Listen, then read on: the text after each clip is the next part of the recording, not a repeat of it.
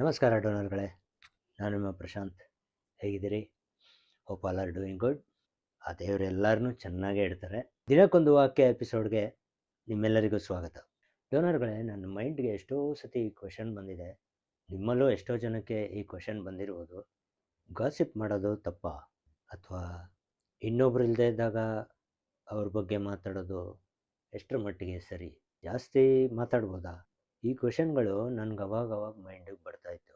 ಸಡನ್ನಾಗಿ ಯಾಕಪ್ಪ ಇವನು ಈ ಥರ ಕ್ವೆಶನ್ ಕೇಳ್ತಾವನೆ ಅಂತ ನಿಮ್ಮ ಮೈಂಡಿಗೆ ಬರ್ತಾ ಇರ್ಬೋದು. ಅದಕ್ಕೆ ನಾವು ವಾಕ್ಯದ ಕಡೆ ಹೋಗ್ಬಿಡೋಣ. ಆಮೇಲೆ ಗೊತ್ತಾಗುತ್ತೆ ನಾನು ಯಾಕೆ ಇದನ್ನು ಕೇಳಿದೆ ಅಂತ.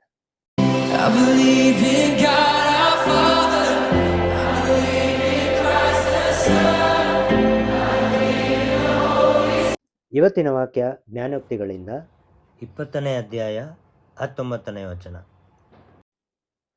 ಗುಟ್ಟನ್ನು ರಟ್ಟು ಮಾಡದಿರನು ಚಾಡಿಕೋರ, ತುಟಿ ಬಿಗಿ ಹಿಡಿಯದವನ ಗೊಡವೆ ನಿನಗೆ ಬೇಡ.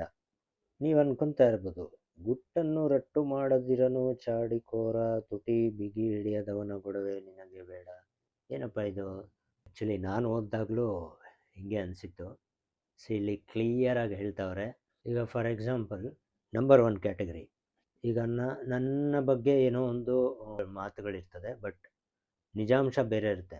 ಅದನ್ನು ಇನ್ನೊಂದು ಫ್ರೆಂಡ್ ಯಾರೋ ಒಬ್ಬ ದೋಸು ಗಾಸಿಪ್ಸ್, ಯಾರು ಗಾಸಿಪ್ ಮಾಡ್ತಾನಲ್ಲ ಅವನು ಹೋಗಿ ಟ್ರೂತ್ ಏನೋ ಅದನ್ನು ಹೇಳಲ್ಲ, ಅದನ್ನು ಬಿಟ್ಟು ಎಲ್ಲ ಹೇಳ್ತಾನೆ. ನಂಬರ್ 2 ಕ್ಯಾಟಗರಿ ಬಂದು ಗಾಸಿಪಿಂಗ್, ಇನ್ನೊಬ್ರ ಬಗ್ಗೆ ಮಾತಾಡೋದು, ಇನ್ನೊಬ್ರು ಇಲ್ಲದೆ ಇರುವಾಗ ಅವ್ರ ಬಗ್ಗೆ ಮಾತಾಡೋದು. ಆ್ಯಂಡ್ ನಂಬರ್ 3 ಮಾತಾಡ್ತಾನೇ ಇರೋದು.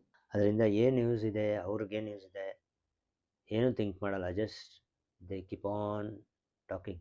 ಡೋನರ್ಗಳು ಏನು ಗೊತ್ತಾ, ನಾವು ಯಾವಾಗ ದೇವ್ರನ್ನ ನಮ್ಮ ಪೂರ್ಣ ಮನಸ್ಸಿನಿಂದ ಸ್ವೀಕರಿಸ್ತೀವೋ, ಅವ್ರ ದಾರಿಲಿ ಹೋಗ್ತೀವೋ, ಈವನ್ ಚರ್ಚ್ಗೆ ಹೋಗೋದಾಗಲಿ, ಮನೇಲಿ ಕುಟುಂಬ ಜಪಸರ ಮಾಡೋದಾಗಲಿ, ಬೈಬಲ್ ಓದೋದು, ದೇವ್ರ ವಾಕ್ಯನ ಸಾರೋದು, ಈ ಥರ ನಾವು ದೇವರ ಕಾರ್ಯದಲ್ಲಿ ತೊಡಗಿರುವಾಗ ಆ ವ್ಯಕ್ತಿಗಳು ಇದನ್ನು ಮಾಡಲೇಬಾರ್ದು. ಗಾಸಿಪಿಂಗ್, ಚಾಡಿ ಹೇಳೋದು ಆ್ಯಂಡ್ ವಿನಾಕಾರಣ ಮಾತಾಡೋದು, ಅದರಿಂದ ಏನೂ ಯೂಸ್ ಇಲ್ಲ.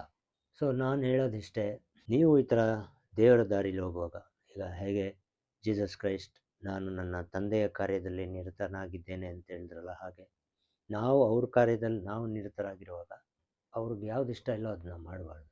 ಇದೇ ಅಲ್ಲ, ಇನ್ನೂ ಎಷ್ಟೆಷ್ಟೋ ತಪ್ಪುಗಳು, ಪಾಪಗಳನ್ನ ನಾವು ಮಾಡ್ತೀವಿ. ಅದನ್ನು ಆದಷ್ಟು ಮಾಡದೇ ಇರೋಕ್ಕೆ ಪ್ರಯತ್ನ ಪಡೋಣ. ಗೊತ್ತು ನಾವು ಮನುಷ್ಯರು, ಅದು ಏಕ್ದಮ್ ಹಂಗಾಗಲ್ಲ, ಪ್ರಯತ್ನ ಪಡೋದ್ರಲ್ಲಿ ತಪ್ಪೇನಿದೆ. So if at all you are going in a god way, should not do it. ಯಾರು ಮಾಡ್ತಾರ ಅಲ್ಲಿಂದ ದೂರ ಇರಿ, ಯಾರು ಜಾಸ್ತಿ ಮಾತಾಡ್ತಾರ ಅಲ್ಲಿ ಹೋಗಬೇಡಿ. ಇನ್ಫ್ಯಾಕ್ಟ್ ಅವ್ರಿಗೋಸ್ಕರ ಬೇಕಾದ್ರೆ ನಾವು ಪ್ರಾರ್ಥನೆ ಮಾಡೋಣ, ಅವ್ರು ಚೇಂಜ್ ಆಗಲಿ, ಕ್ಯಾರೆಕ್ಟರ್ ಚೇಂಜ್ ಆಗಲಿ, ಅವರು ಈ ದೇವರ ದಾರಿಲಿ ಹೋಗಲಿ ಅಂತ.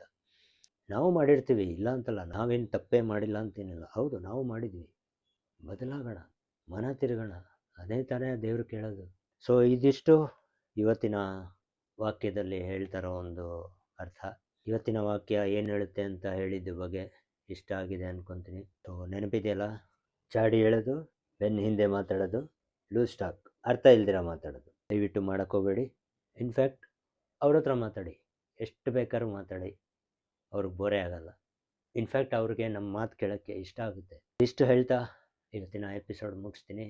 ಮತ್ತೆ ಮುಂದಿನ ಎಪಿಸೋಡಲ್ಲಿ ಒಂದು ಒಳ್ಳೆಯ ವಾಕ್ಯದ ಜೊತೆ ಸಿಗ್ತೀನಿ. ಅಲ್ಲಿವರೆಗೂ take care, have blessed day. ಸಿಗೋಣ.